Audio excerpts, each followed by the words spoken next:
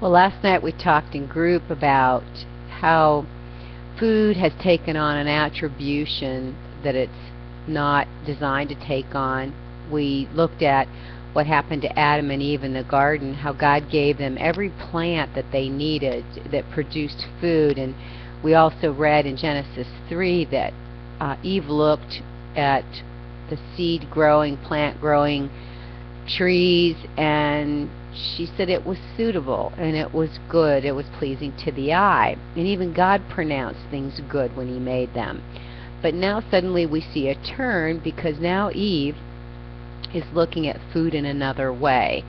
And what I want us to think about is how we relate to food. I was thinking this morning on the way to work, I was eating an apple, and I love apples. And it was an Empire apple, and it has that sort of sweet, kind of a tart sort of a taste to it. And I thought, boy, that's really good. And somehow you just feel a little bit healthier when you're eating an apple.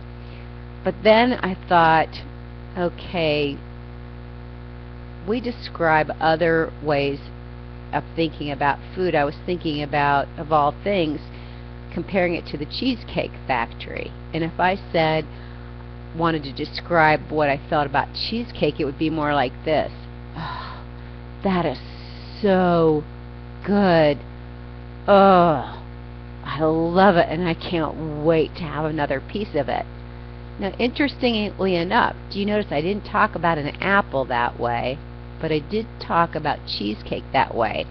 And in the group, somebody had shared about how good a cupcake tasted, and so we can see some of the emotions that we have attached to these foods. And God didn't create us to have an attachment to foods.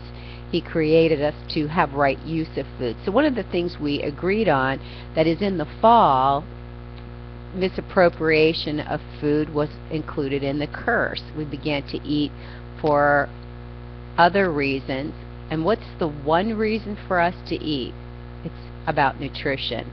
And so I challenged the group to begin praying this week about their attribution to food, and ask them if they would ask God to change, to cause something to happen in their brain for them to really change the way they look at food. Because food, although it's meant to be good and suitable, useful, those kind of things, we're not to have a kind of a relationship with it where we get excited about the thought of it and excited about being with it. I also was thinking about even our ways that we bring food into our communities, our church communities, our family. It used to be, I would think, that celebration was simply about being with the people in the family and enjoying that relationship. Now do you see, because I've seen this happen, people can't wait to come to the church outings, family outings, because they're talking about food. They're talking about Aunt Jane's going to bring her famous whatever cake.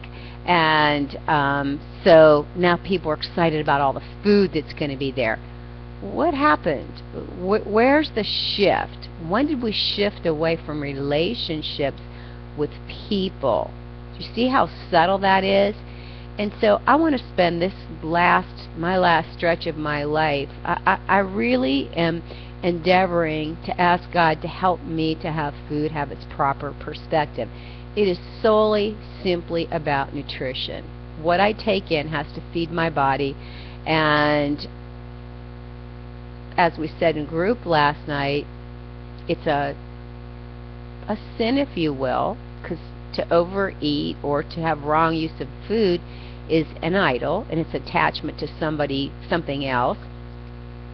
Instead of having that wrong use of food, I want to have a proper attribution that food is simply meant for me to provide nutrition for my body. And I want to start looking at it that way. And when I approach eating, food is allowed to taste good. No issue there. But is it about a relationship, or is it just simply about an object that we take into our body to provide nutrition? This is what I want us to look at and to be praying about this week. I wrote some things that I'll share from my journal, so forgive me for looking down. but I put when relational love moves toward an inanimate object, it moves beyond taste. Our love becomes a movement toward an inanimate object, something that really can't love you back. Food will promise you everything, but it gives you nothing. In fact, it takes away and it destroys. So I believe what we really have is a love problem, a relational problem, a control problem. We prefer shortcuts to doing the real work that it takes to act in a nutritious manner, to eat in a nutritious manner. Food gives me something with no emotional risk on my part. And I think that's some of our problem. We don't want to be vulnerable. We don't want to be hurt. We've walled up. And hey, I can wall up with my food. No risks there. I believe it's a fear problem, and I'll be talking about this more in the weeks to come. I believe it's about the fear of being in a real life, real God relationship. And when I say real life with you and real life with God, I think it's a trust problem. I think it's an intimacy problem. I think it's an attachment problem. And when I looked up some of the symptoms of attachment, they said our attachment is a relational disturbance. It's a dysfunction. So think about it. We literally have a relational disturbance with food. So this is what I wrote, and maybe this can help you in your prayers this week. God, I repent of creating love. I want a love that gives. But sometimes I have to admit, I don't want to risk giving in return. Sometimes I don't want to risk at all. I want a love that gives me everything, sweetness, fulfillment, but God, only on my own terms. I believe with food, I have created a kingdom that I can control, and that kingdom is so controlled that it gives me precisely what I think that I want, but with none of the risks. God, the risks are transparency, authenticity, intimacy, vulnerability. God, I repent of being in a controlled love, of creating that. Love controlled is not love at all. And so for your challenge this week, what I want us to consider is probably a couple things. What relationship, I really want you to be able to even write it out. What kind of a relationship up to this point have you had with food? What disturbance do you have with food? What dysfunction do you have? And I want you to think about my early example of the cheesecake and the apple. Is there a certain food, like apples, I don't have an emotional relationship with them. I think they're good, they're nutritious, I feel healthy when I eat them. But, say chocolate, piece of cheesecake, you're going to hear me talking about that and describing it as if it's a real live person. That means I have entered into an inappropriate relationship with that, and I have lost its right use. And for me, I don't know about you, but when I lose its right use, for me, it's probably best not to use it at all. So those are your two challenges this week. Think about foods that you have a relationship with, and I also want you to consider what I said about people wanting a controlled love, a place where there's no risk, but that is not love at all. So consider that.